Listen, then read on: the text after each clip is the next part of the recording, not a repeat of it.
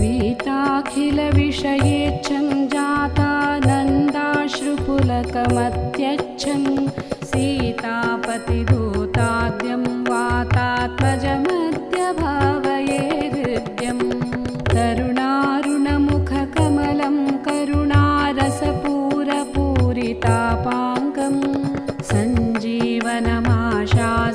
मञ्जुलमहिमानमञ्जनाभाग्यम्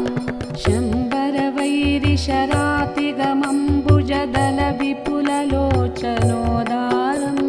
कम्बुगलमनिलदिष्टं बिम्बज्वलितोष्टमेकमवलम्बे दूरीकृतसीतार्तिः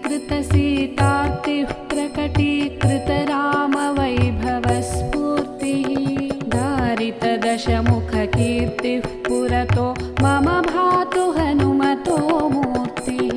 वानरनिकराध्यक्षं दानवकुलकुमुदरविकरसदृक्षं दीनजनावनदीक्षं पवनतपः पाकपुञ्जमद्राक्षम्